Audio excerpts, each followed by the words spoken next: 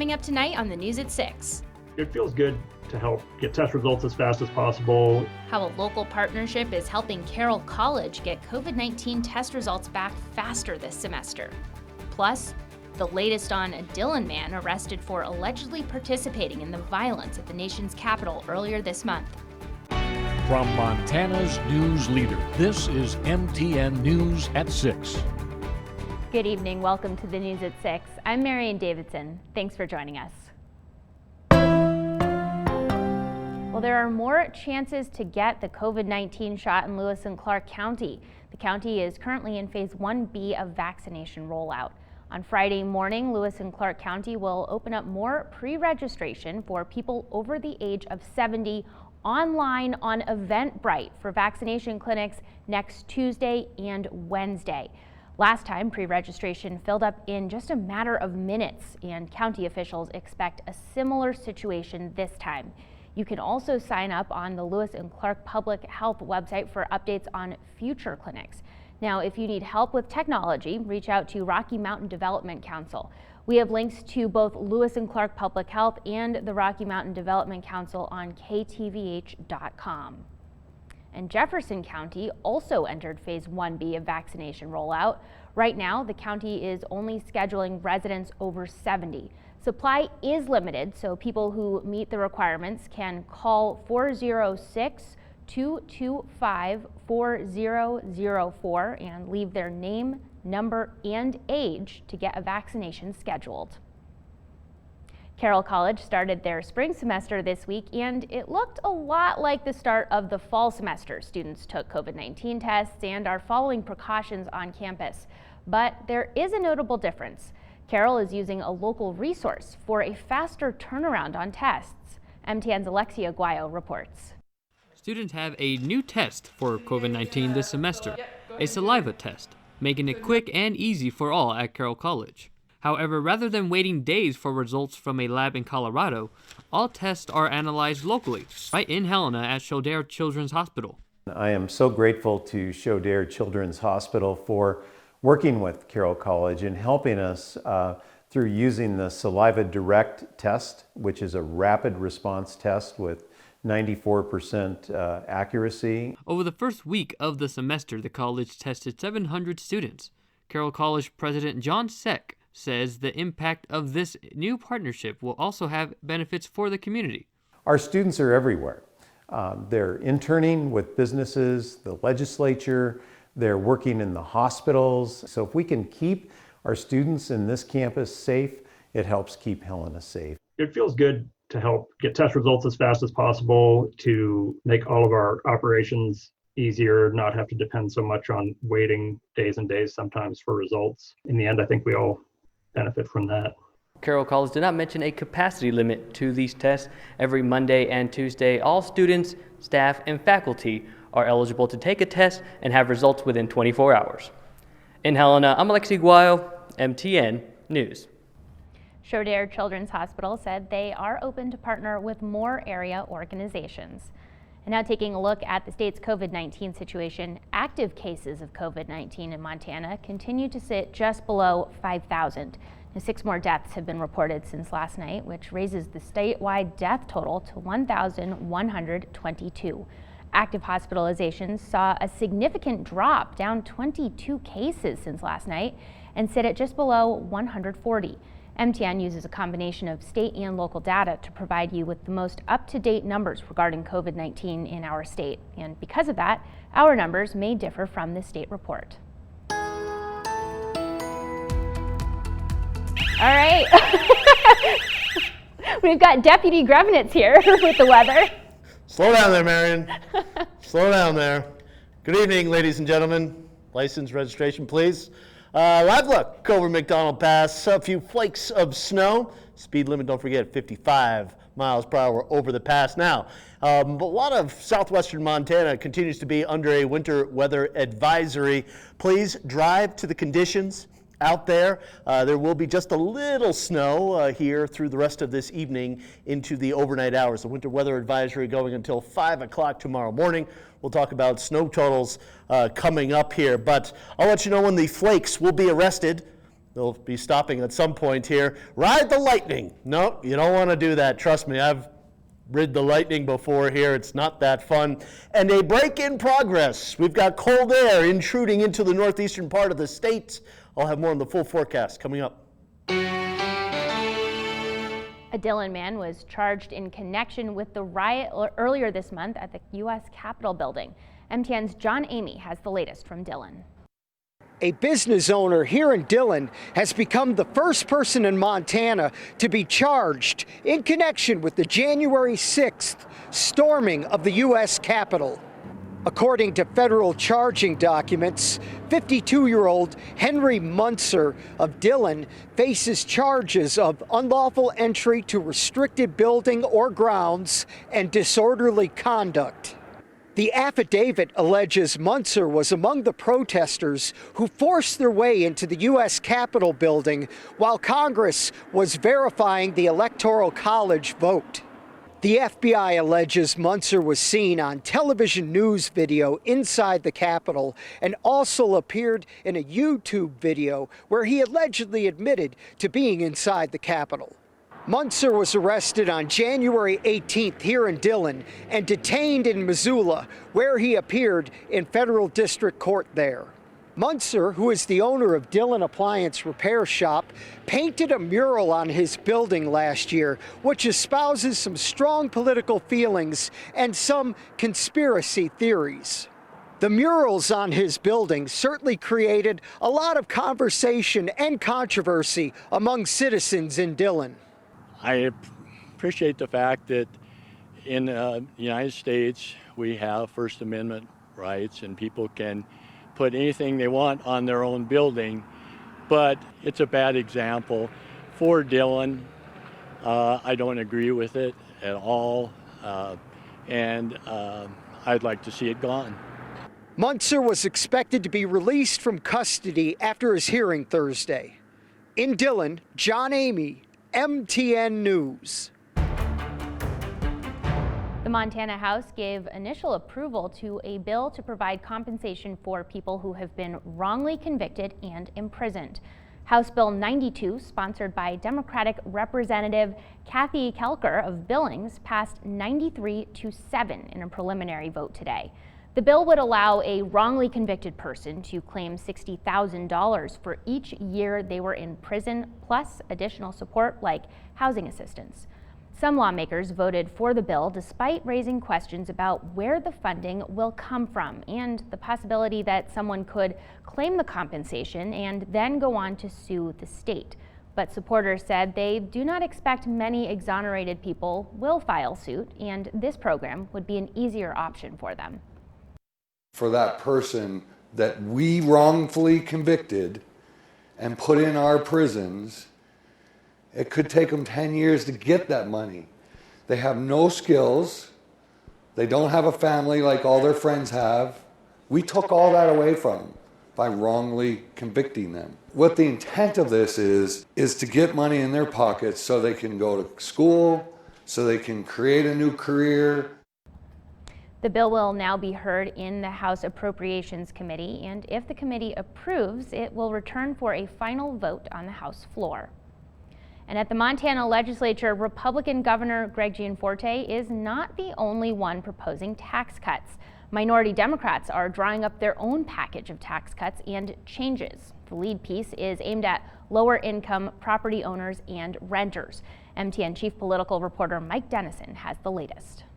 The centerpiece of Governor Gianforte's tax cut plan is lowering the top marginal state income tax rate, and he also proposes a lesser, yet-to-be-defined cut for some lower-income property taxpayers.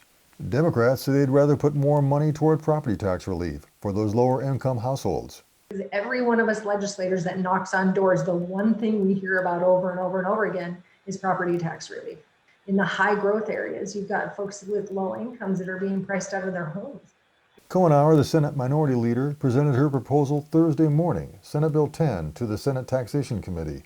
It would create state income tax credits to offset property taxes paid by low and moderate income households and renters.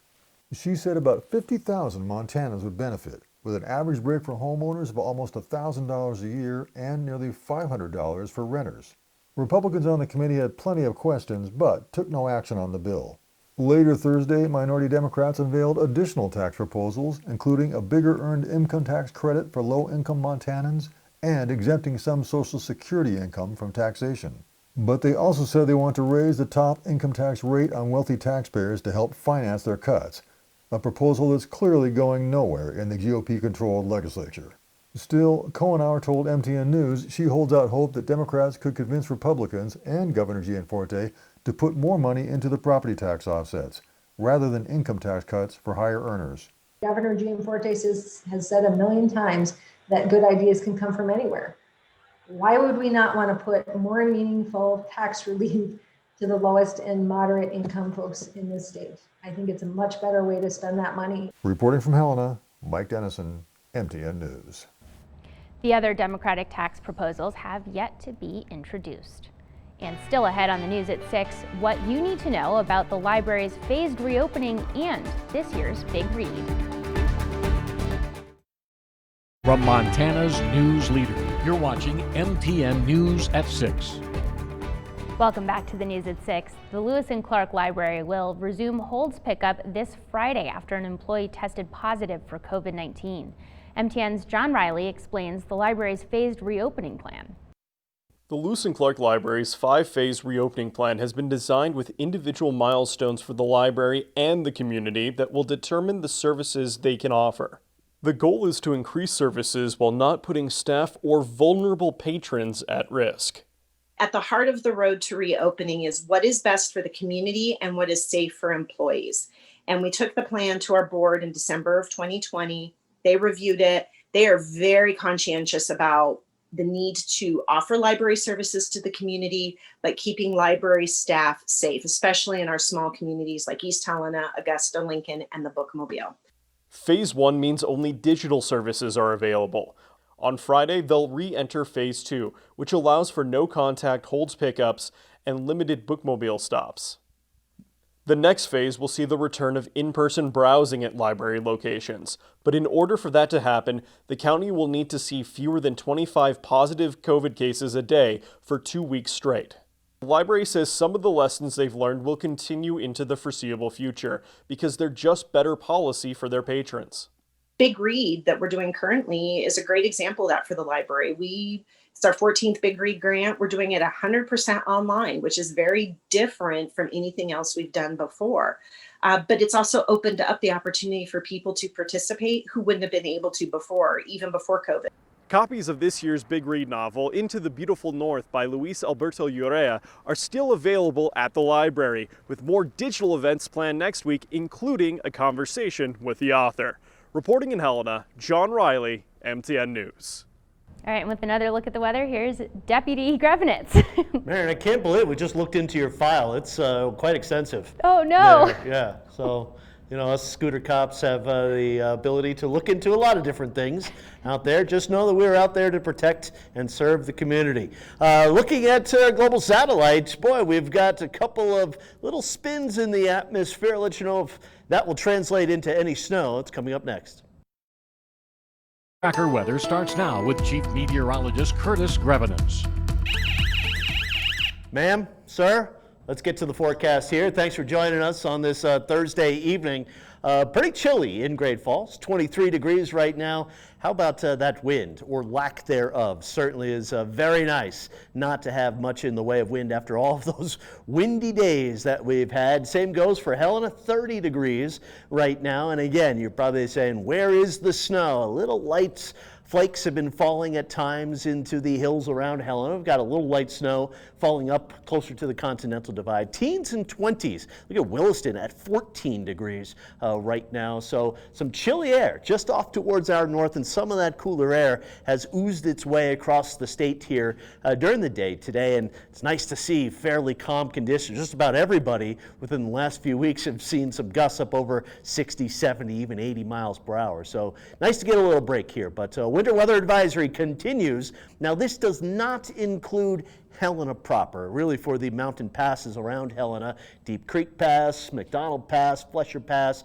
Rogers Pass here in that winter weather advisory. Little light snow will fall this evening if anybody's traveling down Highway 287 or Highway 12 up into the direction of the Little Belts in White Sulphur Springs. That's where there will be just a little light snow. You can see that on the radar, really in the southwestern part of the state. Some low clouds really didn't produce any snow in northeast Montana today, but there's some of that light snow. Looks like the Missoula radar just went out here, but around Helena, certainly the big belts out closer to York and Nelson, picking up a little snow there. Looks like through Wolf Creek Canyon. Maybe take it a little easy with some of that snow falling. And again, when the precipitation just completely falls off the map like that, that's a sign that the Missoula radar site may have gone out here just briefly. Elsewhere around the country, down closer to the Gulf of Mexico, we've got just a little rain here, but a minor system moving through the northern Rockies and the Pacific Northwest. So some of that snow will continue. And again, right around Helena, we've got just some light snow that will continue here through the evening hours into the overnight. And as we get into early tomorrow morning, the winter weather advisory will expire and the snow will expire as well, working on down to the south. And by the afternoon, a lot of the state looking at a good amount of sunshine after some clouds in the morning, and there will be a few snow showers into the mountains of southwestern Montana.